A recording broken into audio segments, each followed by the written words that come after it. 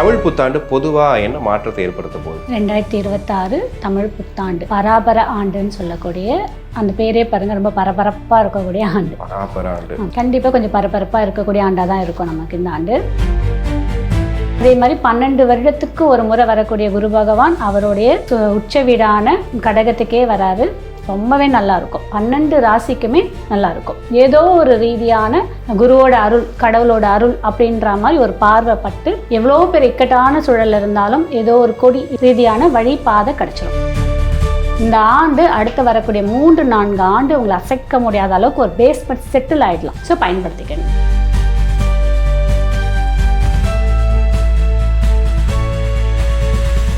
ஆன்மீக பந்தம் நேயர்களுக்கு கிறிஸ்டியின் அன்பு வணக்கம். நம்மோடு ஜோதிடர் கஜலட்சுமி இணைஞ்சிருக்காங்க. வணக்கம் மேம், எப்படி இருக்கீங்க? நல்லா இருக்கேன். நீங்கள்? நல்லா இருக்கேன். இப்போ தமிழ் புத்தாண்டு வரப்போகுது. ஒவ்வொரு ராசிக்காரங்களும் நமக்கு எப்படி இருக்க போகுது, அட்லீஸ்ட் இந்த தமிழ் புத்தாண்டாவது நமக்கு ஒரு நல்ல காலம் அமையுமா அப்படின்ற மாதிரிலாம் யோசிச்சுட்டு இருப்பாங்க. ஃபஸ்ட்டு ஒவ்வொரு ராசியாக பார்க்கறதுக்கு முன்னாடி தமிழ் புத்தாண்டு பொதுவாக என்ன மாற்றத்தை ஏற்படுத்த போகுது? 2026 தமிழ் புத்தாண்டு பராபர ஆண்டுன்னு சொல்லக்கூடிய அந்த பேரே பாருங்க, ரொம்ப பரபரப்பாக இருக்கக்கூடிய ஆண்டு. பராபர ஆண்டு கண்டிப்பாக கொஞ்சம் பரபரப்பாக இருக்கக்கூடிய ஆண்டாக தான் இருக்கும் நமக்கு இந்த ஆண்டு.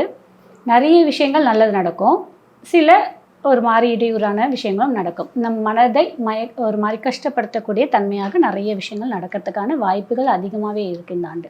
அதே மாதிரி 12 வருடத்துக்கு ஒரு முறை வரக்கூடிய குரு பகவான் அவருடைய உச்ச வீடான கடகத்துக்கே வராரு. ரொம்பவே நல்லா இருக்கும்.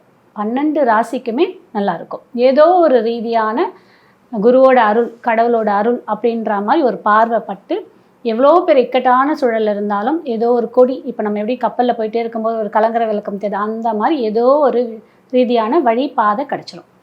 அது இந்த ஆண்டு பார்க்கலாம். கண்டிப்பாக நிறைய விஷயங்கள் பிரம்மாண்டமாக இருக்கும். நிறைய விஷயம், அந்த நல்லது நடந்தாலும் பிரம்மாண்டமாக இருக்கும், கெட்டது நடந்தாலும் பிரம்மாண்டமாக இருக்கும்.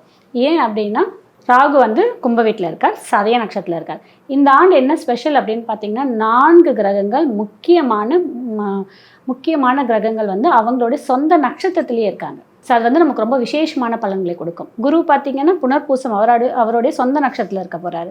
கேது பார்த்தீங்கன்னா சிம்ம வீட்டில் மக நட்சத்திரம் அவருடைய சொந்த நட்சத்திரத்தில் இருக்க போகிறாரு. ராகு பார்த்தீங்கன்னா கும்ப வீட்டில் சதயம் அவரோட சொந்த நட்சத்திரத்தில் இருக்க போகிறாரு. சனி பகவான் பார்த்தீங்கன்னா அவரோட சொந்த நட்சத்திரம் மீன ராசியில் உத்திரட்டாதியில் இருக்க போகிறார். ஓகே. ஸோ இந்த ஆண்டு இந்த 4 மேஜர் ரோல் பண்ணக்கூடிய கிரகம் அவங்கவுங்க சொந்த வீட்டில் இருந்து கெடுதல் பலன் கொடுத்தாலும் மெஜாரிட்டி ஆஃப் நல்ல பலனையும் கொடுப்பாங்க. ஓகே. ஸோ இந்த ஆண்டு கொஞ்சம் அப்படியே பரபரப்பாக தான் போகும். ஏன்னா நீங்கள் பரபரப்புன்னு சொன்னோன்னே ஏப்ரல் மாதம் தேர்தல் வேற வருது இல்லையா? நான் அதான் கேட்குறேன், பொது பலனாகவே அப்படிதான் இருக்குமா? இல்லை, தேர்தல் மட்டும் இல்லை. இப்போ பாருங்கள், திடீர்னு யாரும் எதிர்பார்க்காம நமக்கு அங்கே ஒரு ஈரானில் வார் ஸ்டார்ட் ஆகிடுச்சு.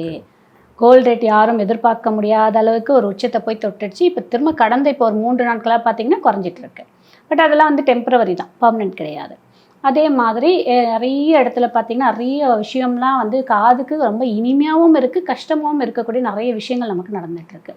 இது எல்லாமே இந்த 4 கிரகம் தான் ஆட்டி படைக்கிறக்கூடிய காலமாக இருக்குது. பட் நமக்கு ஒரு பெருமூச்சு என்னென்னா குரு வரார். 12 வருஷத்துக்கு அப்புறம் அவருடைய சொந்த உச்ச பெறக்கூடிய ராசிக்கு வரப்போகிறார். அதுவும் கடக ராசின்போது ஒரு தாய் உள்ளம் கொண்ட ராசி, ரொம்ப அமைதியாக இருக்கக்கூடிய ராசி, ரொம்ப நல்லாவே இருக்கும். நிறைய விஷயம் ஒரு மனதை ஒரு கஷ்டப்படுத்தக்கூடியதாக இருந்தாலும் பெருமூச்சு விடக்கூடிய தன்மையிலும் இருக்கும்.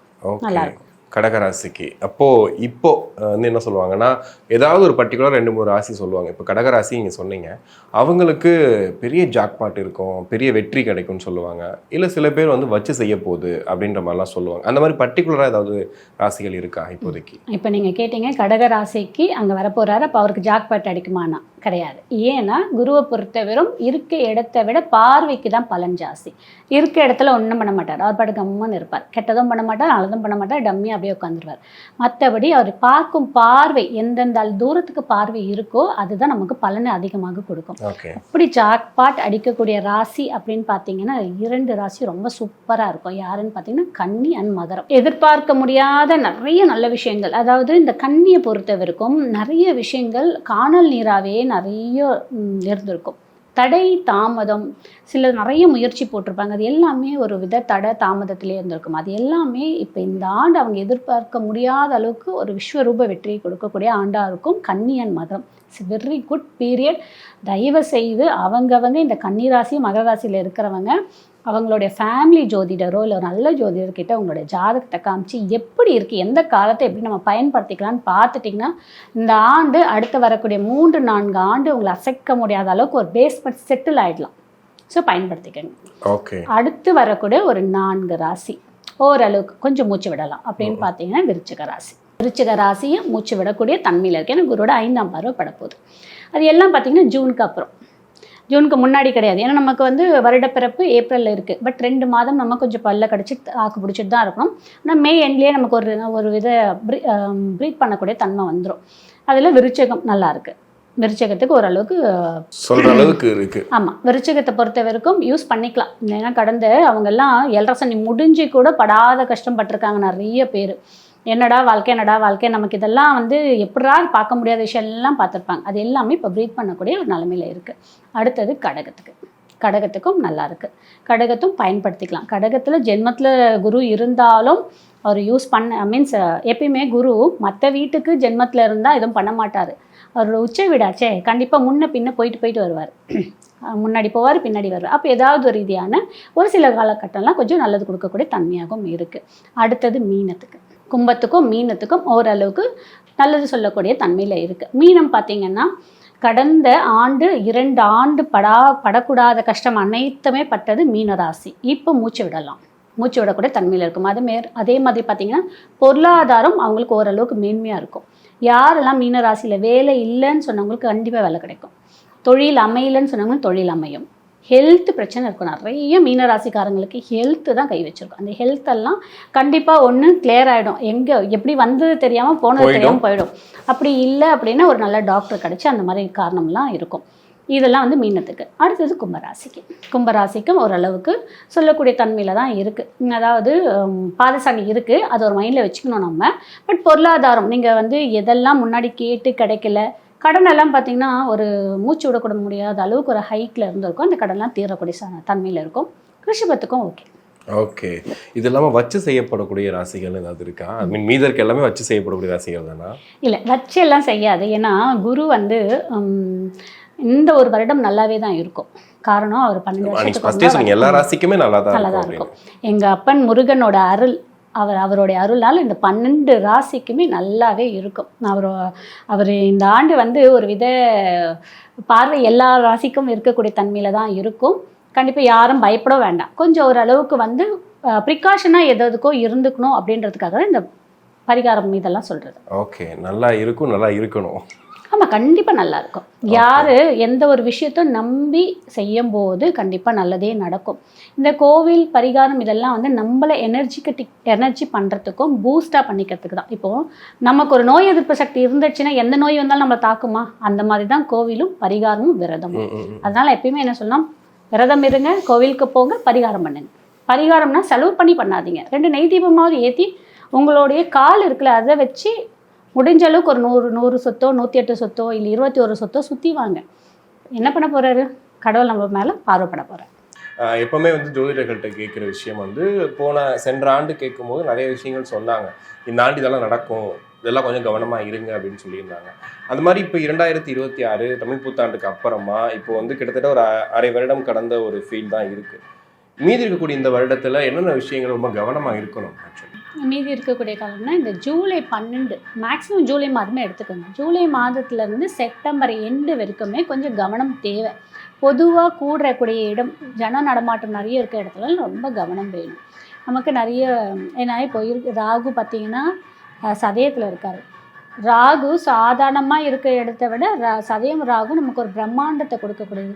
நிறைய இந்த மாதிரி இப்போ வாரெல்லாம் வருது பார்த்திங்கன்னா, வேறு எங்கன்னா ஏதாவது குண்டு வெடிக்கிறதுக்கான வாய்ப்புகளோ ஏதாவது தாக்குதல் நடக்கிறதுக்கான வாய்ப்புகள்லாம் நிறைய நடக்கும். ரொம்ப கவனம் தேவை. அது இல்லாமல் நமக்கு ஒரு 2020 பார்த்தீங்கன்னா ஒரு டிசீஸ் ஒன்று வந்துச்சுங்க, கொரோனா மாதிரி. அந்த மாதிரி ஏதாவது ஒரு இன்ஃபெக்ஷனான ஒரு டிசீஸ் வரத்துக்கான வாய்ப்புகள் இருக்கும். சின்ன தொட்டாக தான் இருக்கும், அது கொஞ்சம் பிரமாண்டமாக ஒரு காமிக்கக்கூடிய தன்மையாக இருக்கும். அந்த ஒரு 3-4 மாதம் பணமும் நமக்கு பணவீக்கமும் நமக்கு வரும். அதாவது பொருளாதார தட்டுப்பாடும் இருக்கும். முடிஞ்ச அளவுக்கு எல்லாருமே பணத்தை கொஞ்சம் சேஃப்டி பண்ணி வச்சுக்கிட்டு செலவை கொஞ்சம் கண்ட்ரோல் பண்ணி செலவு பண்ணுங்க. ஏன்னா அந்த காலகட்டம் நம்ம பணம் இருந்தால் மட்டும்தான் பயன் இருக்கும். நம்ம இன்னைக்கு நகையை வாங்கிக்கிட்டா கூட அதை கொண்டு விற்றா பணம் கொடுக்கறதுக்கு வேணும். ஸோ அந்த மாதிரி சில இதெல்லாம் நடக்கும். இந்த 4 மாதம் மிக மிக கவனம் தேவை. சில கோவிலுக்கெல்லாம் போகும்போது ரொம்ப க்ரௌடடாக, அதாவது இந்த தைப்பூசம், பங்குனி உத்திரம், வைகாசி விசாகம், சித்ரா பௌர்ணமி, இந்த மாதிரி நிறைய விசேஷம் வருது பார்த்தீங்கன்னா, அதில் மொத்தமாக போய் கோவிலில் போய் விழாதீங்க. சின்ன கோவிலையும் வழிபாடு எடுங்க, அதே கடவுள் நமக்கு அருள் கொடுப்பார். விரதம் இருங்க, வழிபாடு எடுங்க. பட் மொத்தமாக இப்போ நமக்கு சித்ரா பௌர்ணமி வருது பார்த்தீங்களா, அதுவும் இந்த வருடம் வரக்கூடிய சித்ரா பௌர்ணமி அதிக விசேஷம். ஏன்னா வெள்ளிக்கிழமையோட சித்ரா பௌர்ணமி வருது. ஓகேங்களா? அந்த நாள்லாம் பார்த்தீங்கன்னா கிரிவலம் உங்களுக்கு தாறுமாற சுற்றுவாங்க. எல்லா ஊர்ல இருந்தும் பல லட்சம் பேர் வருவாங்க. அந்த மாதிரி இடத்துலலாம் கவனம் வேணும்னு சொல்லுவார். ஓகே, என்ன நடக்கும்னு சொல்லுங்க. என்ன நடக்கும்னா அதான் ஏதாவது தாக்குதல் நடக்கும். இல்லை ஏன்னா குரு கடக வீட்டில் இருக்கிறதுனால இந்த மாதிரி கோவில் ரீதியான ஜனம் செய்கிற இடத்துல தாக்குதல் நடக்கும். இல்லை ஏதாவது ஒரு இன்சிடென்ட் நடக்கும். இன்சிடென்ட்னா ஏதாவது ஃபயர் வர்றதுக்கோ, ஆமாம் வர்றதுக்கு வாய்ப்பு இருக்குது. அதுக்கப்புறம் இப்போ திருவண்ணாமலையில் நம்ம ஏற்கனவே பார்த்தோம், மழை சரிவெல்லாம் பார்த்தோம். அந்த மாதிரி ஏதாவது இயற்கை டிசார்டரும் நமக்கு வர்றதுக்கு வாய்ப்பு இருக்குது. மேனுவலாகவும் வர்றதுக்கான நிறைய வாய்ப்பு இருக்குது. நம்ம முன்னெச்சரிக்கையாக இருக்கிறது நல்லது. கூட்டு பிரார்த்தனைன்றது ரொம்ப முக்கியம். விரத நாட்களில் கடவுள்கிட்ட நம்ம ப்ரே பண்ணும்போது உலக நன்மைக்காகவும் சேர்த்து ப்ரே பண்ணுங்க. அது ரொம்ப நமக்கு கை கொடுக்கும். ஓகே, இது பர்டிகுலர் இடம் அப்படின்லாம் கிடையாது. பர்டிகுலர் அப்படின்னா முருகர் கோவில் அப்படின்னு பார்த்தீங்கன்னா உங்களுக்கு திருப்பரங்குன்றம், அப்புறம் கடல் சார்ந்த இடம், மலை சார்ந்த இடம், மலை சார்ந்த இடத்துலையும் நமக்கு வருவதற்கான வாய்ப்பு இருக்குது.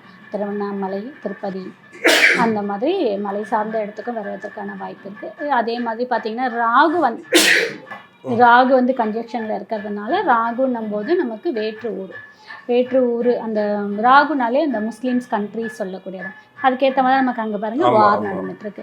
ஸோ அங்கே என்ன மாதிரியான ஒரு இடையூறு வந்தாலுமே அது நம்மளுடைய இதுக்குமே எங்கேயாவது ஒரு இடத்துல பாதிப்பு இருந்துட்டு தான் இருக்கும். கண்டிப்பாக மேம், நிறைய விஷயங்கள் பகிர்ந்துக்கிட்டீங்க. உங்கள் நேரத்துக்கு ரொம்ப நன்றி.